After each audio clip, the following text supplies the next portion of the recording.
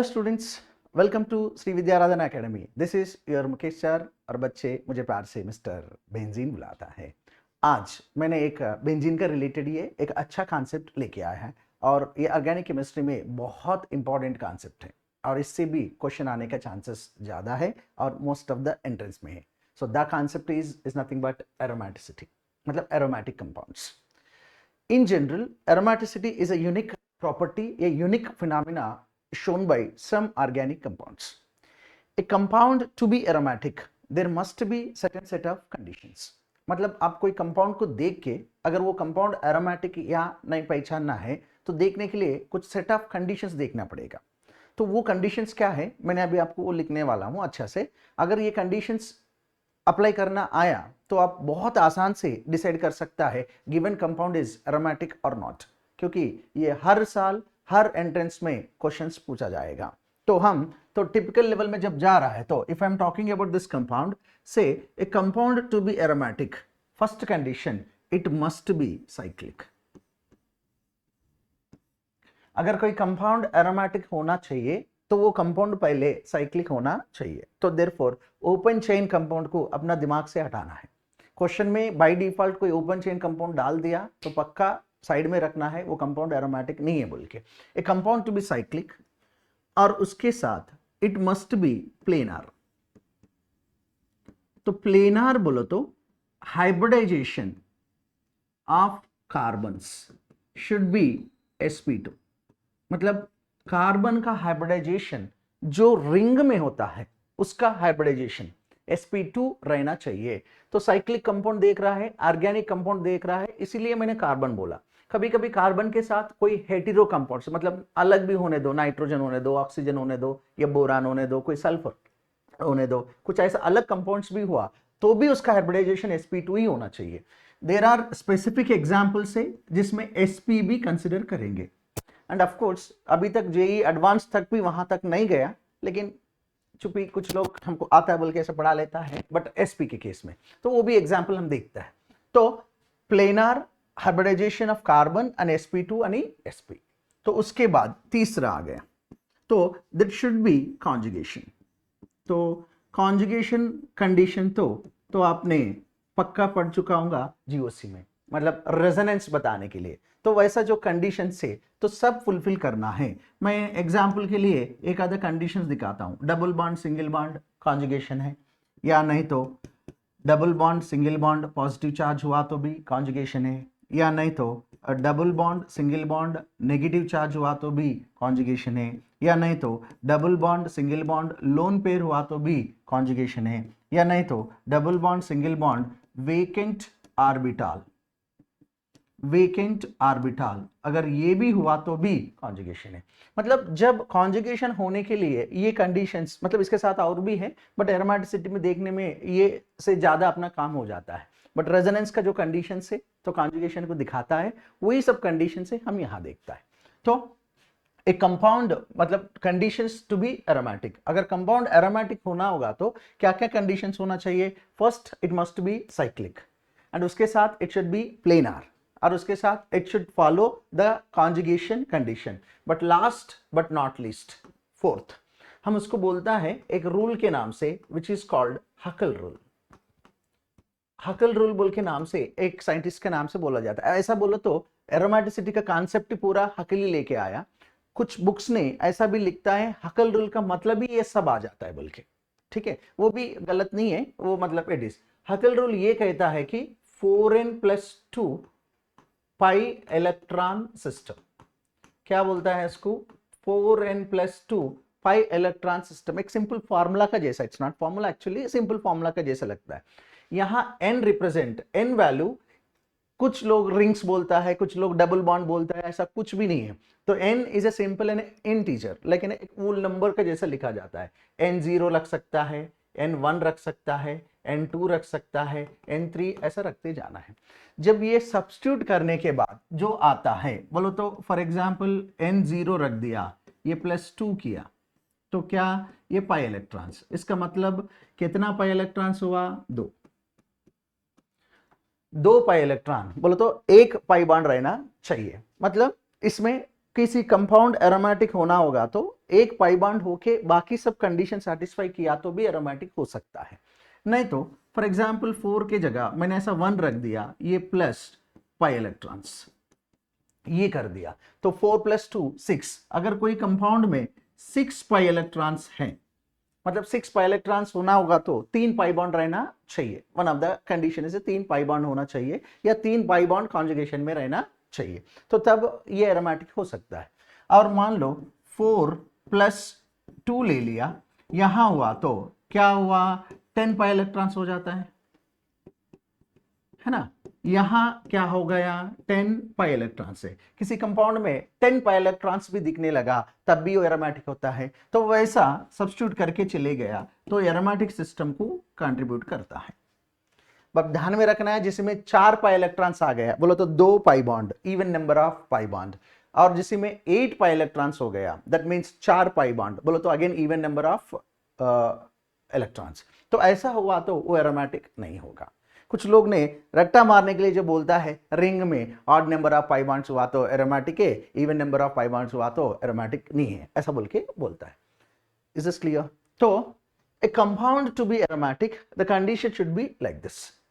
अगर ये कंडीशन में कौन सा भी सेटिस्फाई नहीं किया वो कंपाउंड एरोमेटिक नहीं होगा। इसका मतलब वो कंपाउंड एरोमेटिक नहीं है तो क्या नॉन एरोमेटिक हो सकता है, और एक ऑप्शन हो सकता है एंटी एरोमेटिक हो सकता है। अच्छा, मैंने एंटी एरोमेटिक बोलो तो क्या होता है बताता हूं, उसको याद रख लेना है। एरोमेटिक के केस में अगर मैंने एंटी एरोमेटिक पूछा तो कंपाउंड एंटी एरोमेटिक बोला, ये भी पूछता है। अगर एंटी एरोमेटिक बोला तब भी वो कंपाउंड साइक्लिक होना चाहिए, तब भी वो कंपाउंड प्लेनार होना चाहिए बोलो तो हाइब्रिडाइजेशन लाइक sp2, या तब भी कंपाउंड में कॉन्जुगेशन होना चाहिए। ये देखो ये 3 कंडीशन कॉमन हो गए, एरोमेटिक का भी यही 3 कंडीशन है और एंटी एरोमेटिक का भी यही 3 कंडीशन है। अब बच गए कौन है, 4th।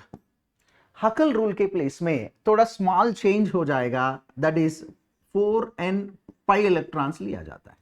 वहां क्या फार्मूला लिया बताओ, 4n + 2 पाई इलेक्ट्रॉन्स। अभी यहां कौन सा फार्मूला ले रहा है, 4n पाई इलेक्ट्रॉन्स। बोल तो इतना ही डिफरेंस है, यही ध्यान में रखना है फॉर एंटी एरोमेटिक के लिए। साइक्लिक कॉमन है, प्लेनार कॉमन है, कॉन्जुगेशन कॉमन है, बट डिफरेंस क्या है, 4n पाई इलेक्ट्रॉन, यही डिफरेंस इसमें आ जाता है।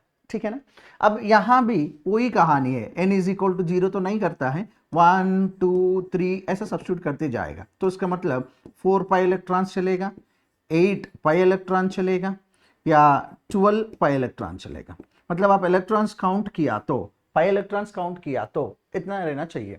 सर पाई इलेक्ट्रॉन को कैसा काउंट करता है बोलो तो सिंपल मिस्टर, 1 पाई बॉन्ड हुआ तो 2 पाई इलेक्ट्रॉन से, 2 पाई बॉन्ड हुआ तो 4 पाई इलेक्ट्रॉन से, 3 पाई बॉन्ड हुआ तो भी इलेक्ट्रॉन से। अगर कभी कभी लोन पेयर या नेगेटिव चार्ज भी कॉन्जुगेशन में है तो लोन पेयर बोलो तो 2 इलेक्ट्रॉन से, नेगेटिव चार्ज बोलो तो भी 2 इलेक्ट्रॉन से, उसको भी हम पाई इलेक्ट्रॉन के जैसा काउंट कर लेना है व्हाइल डूइंग दिस एरोमेटिसिटी। ये कंडीशंस था एंटी एरोमेटिक। तो आपको एरोमेटिक का कंडीशन पता चला, मैंने थोड़ी देर पहले बताया था। एरोमेटिक बोलो तो it should be cyclic, it should be planar, it should be conjugation, but only the difference is formula में 4n + 2 पाई इलेक्ट्रॉन्स, बाकी सब एवरीथिंग इज सेम है।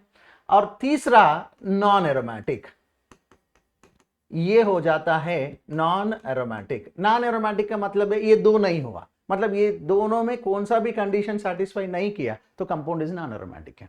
All open chain compounds are non aromatic, right, but all cyclic compounds are aromatic है क्या, नहीं।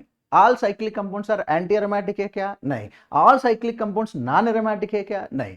A cyclic compound can be aromatic, a cyclic compound can be anti-aromatic, a cyclic compounds can be non-aromatic also। हम example देके तो idea आ जाता है। तो aromatic हो तो certain set of conditions से it must be followed, और एंटी एरोमेटिक बोलो तो कंडीशन से it must be followed, और नॉन एरोमेटिक बोलो तो पता है आपको नॉन एरोमेटिक के केस में क्या होने वाला है, क्या इसकी ना। So if you are looking into कोई भी कंडीशंस एरोमेटिक होना होगा तो ये देखना पड़ेगा। अच्छा, ये तीनों में कभी कंपाउंड्स तीनों दे दिया, सर ये तीनों में मुझे स्टेबिलिटी डिसाइड करना होगा तो कौन सा है, ये बहुत इंपॉर्टेंट है मिस्टर।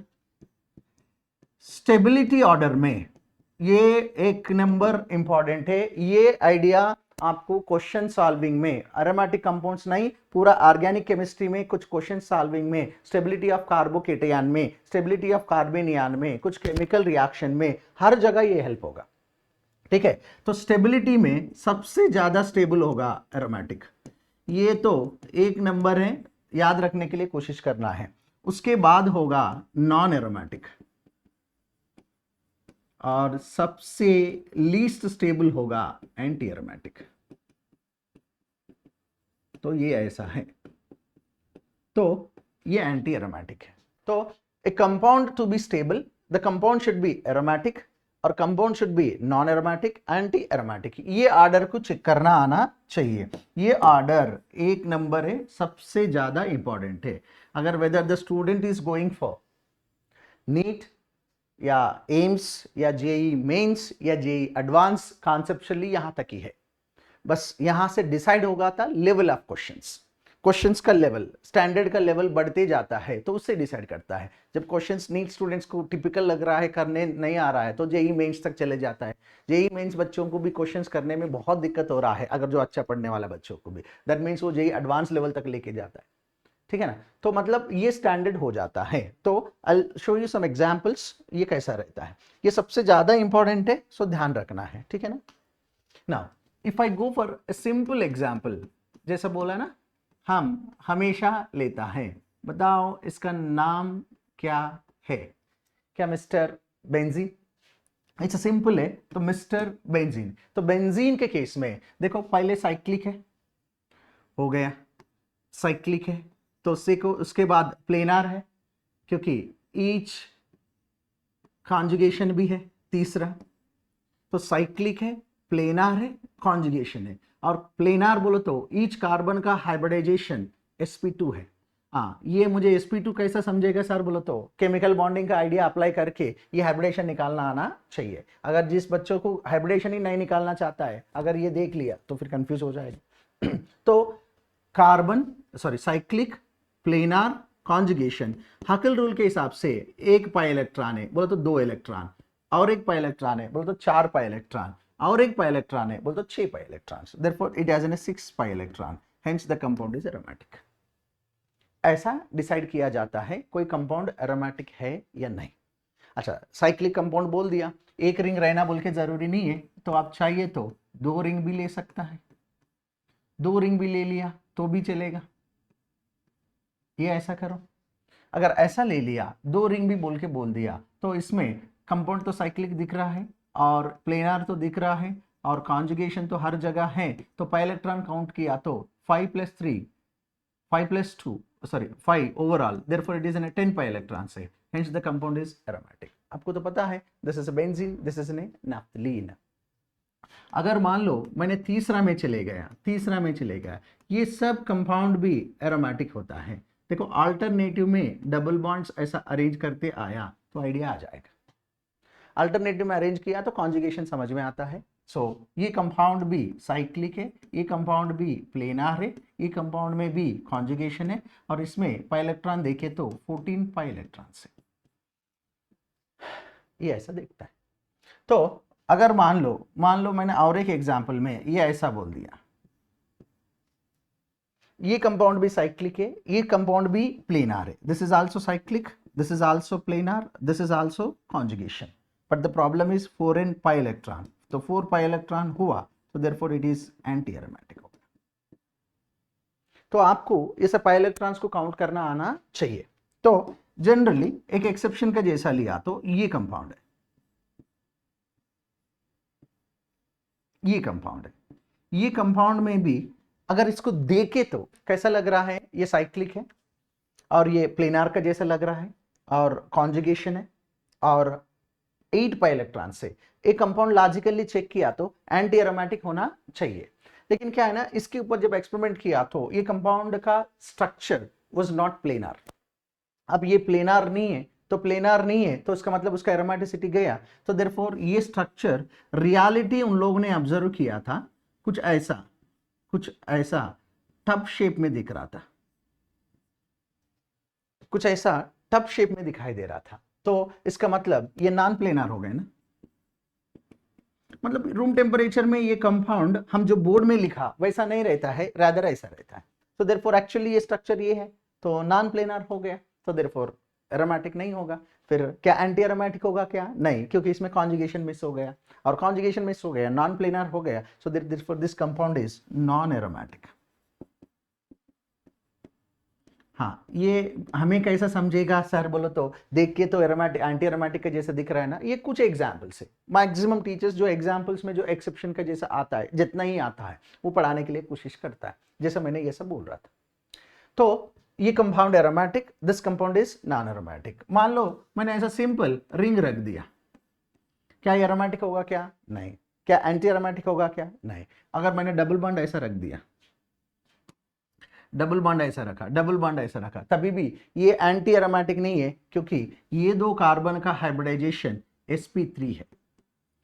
मिस्टर, तुमको हाइब्रिडाइजेशन एक नंबर देखना आना चाहिए। अगर ये दो कार्बन का हाइब्रिडाइजेशन जब sp3 हो गया तो इसका मतलब क्या है? जब sp3 हो गया तो इसका मतलब क्या है? ये नॉन एरोमेटिक हो जाएगा। तो अपना कंडीशन ध्यान में रखना है। और मैक्सिमम स्टूडेंट्स जो मिस्टेक करने का क्वेश्चन क्या है बोलो तो, ये है, ये ऐसा अभी क्लास में पढ़ने के टाइम पे ये समझ में आएगा, लेकिन ये दोबारा एग्जाम में आए तो ये क्वेश्चन को मिस्टेक करेगा। अब ये क्वेश्चन देखो, आप ये क्वेश्चन देख रहा है तो कैसा दिख रहा है? तो 4 पाई इलेक्ट्रॉन बोल के लग रहा है, बोल के कॉन्जुगेशन इधर साइड है बोल के लगता है, बोल के बच्चे ने, बहुत सारे बच्चे ने उसको एंटी एरोमेटिक बोलता है। तो मैं आपको ये कहना चाहता हूं, दिस कंपाउंड, इसका हाइब्रिडाइजेशन sp3 है, देयरफॉर ये नॉन एरोमेटिक है, ये नॉन एरोमेटिक है। ठीक है, तो ये नॉन एरोमेटिक है क्योंकि ये हाइब्रिडाइजेशन sp3 है। ये छोड़ के और मतलब नॉर्मल एग्जांपल के लिए जैसा बोला, ये प्लस, ये भी चेक कर सकता है। अब ये ऐसा करके ये माइनस, ये भी कर सकता हूं। और मान लो मैंने ऐसा लिख के ये भी प्लस और ये भी प्लस कर सकता हूं।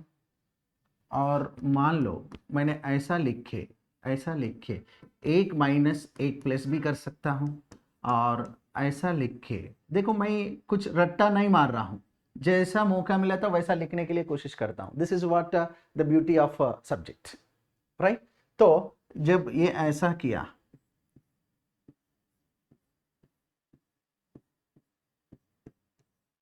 ये ऐसा, जैसा जैसा थोड़ा क्वेश्चंस का टिपिकल लेवल पढ़ते जाता है। अच्छा, मैंने बीच में अभी दूसरा एटम्स भी ऐड करना शुरू करता हूं। ये लोन पेयर है, ये लोन पेयर, जो भी लोन पेयर होने दो, जो भी नेगेटिव चार्ज होगा, जो कॉन्जुगेशन में रहता है उसी को हकल रूल में कंसिडर करना है, ये पॉइंट इंपॉर्टेंट है। तो ये ऐसा, मान लो मैंने ऐसा भी लिख सकता हूं, ये ऐसा, मान लो मैंने ऐसा भी लिख सकता हूं, ये ऐसा। तो ये कंपाउंड का एरोमेटिसिटी डिसाइड करना होगा, तो मान लो मैंने ऐसा भी लिख सकता हूं,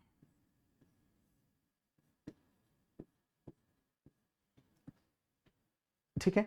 तो वैसा compound whether they are aromatic और नॉट आपको डिसाइड करना होगा। तो देखो, हमको ऐसा देखे तो मुझे कुछ ना कुछ आइडिया आते ही रहता है, तो कुछ ऐसा लिखते ही जाता हूं। तो whether the compounds are aromatic और नॉट, ये सब चीजें आपको आइडेंटिफाई करना मांगता है, ठीक है ना। तो मैं ये कहना चाहता हूं, ये कुछ एग्जाम्पल्स है, और ये एग्जाम्पल से when you are going through, अगर आप ये वीडियो देखने जा रहा है तो आप ये एग्जाम्पल्स खुद ट्राई करने के लिए कोशिश करो। हो सकता है तो मुझे इसका आंसर भी बोलने के लिए कोशिश करो, राइट। तो for all you people to learn such interesting kind of concepts, ये एग्जाम्पल और अच्छा से कॉन्सेप्ट्स और अच्छा से देखने के लिए, तो और मान लो मैंने ऐसा भी बोल दिया, मैंने ऐसा भी बोला, अगर ये कंपाउंड है, ये कंपाउंड है, ये डबल बॉन्ड रख दिया, ये प्लस, मान लो ये प्लस रख दिया, ठीक है ना। तो मान लो ये प्लस रख दिया, मैंने आपसे पूछा ये तीनों में which is more stable carbocation बोल के ऐसा पूछा, यहां अपने लिए कॉन्सेप्ट वर्कआउट होता है। तो अपना जो कॉन्सेप्ट यूज करना वर्कआउट होता है। तो मैं चाहिए तो इसके साथ ऐसा और एक भी ऐड करके ये प्लस करके ऐसा रख सकता हूं। मैंने पूछा ये चारों कार्बोकेटायन में विच इज मोर स्टेबल, आप चेक करो तो आपको आइडिया आ जाएगा। ये 1 और ये 2, ये 3 आणि 4, जिसने सिंपल रेजोनेंस का कॉन्सेप्ट अप्लाई किया तो डेफिनेटली वो गलत हो जाएगा। जिसको एरोमेटिसिटी का कॉन्सेप्ट आइडिया आया ये क्वेश्चन को सही कर सकता है। मैं आपको बताऊं यही क्वेश्चन को अलग अलग तरीके से यहाँ हैलोजन ग्रुप रखेगा विच इज मोर रिएक्टिव बोल के भी पूछेगा। सो इसी क्वेश्चंस को अलग अलग तरीके से ऐसा पूछने के चांसेस है। तो ये क्वेश्चन तुम सॉल्व करो to learn such kind of concept और अच्छे से सीखने के लिए तो मेरे साथ आ जाओ और विद्याराधना एकेडमी। और ये मत सोचना है NEET 2025 question is not that much of easy और उतना आसान भी नहीं था। सो देयरफॉर अगर क्वेश्चंस को स्ट्रांग करना है अच्छा से करने के लिए you must be strong in concept. तो कॉन्सेप्ट जहां अच्छा से होता है तो वहां आना अपने लिए बहुत जरूरी होता है। अपने पास आ जाओ और क्लास को ज्वाइन करो, अपना क्लास को अटेंड करो और अपने ऊपर विश्वास रखो। हम नॉट ओनली सब्जेक्ट सिखाएंगे और जब आपको ये हम सिखाएंगे कि आपको आराम से एग्जाम में कैसा अच्छा से करना है, अगर क्वेश्चन पेपर में कभी ट्विस्ट हुआ तो भी उसको कैसे सॉल्व करना है, अगर ट्विस्ट का चांसेस हुआ तो आपको कैसा अच्छा से होगा, ये सब चीजें आपको सिखाएंगे। एक बार हमने बहुत अच्छा से कॉन्सेप्चुअली आपको सिखाया और एग्जाम का अप्रोच सिखाया, कभी कभी टीचर का एब्सेंस में भी आप अच्छा से क्वेश्चन सॉल्व कर सकता है ना। So this is your Mukesh sir, I am signing off today and I will be waiting for you all. Thank you.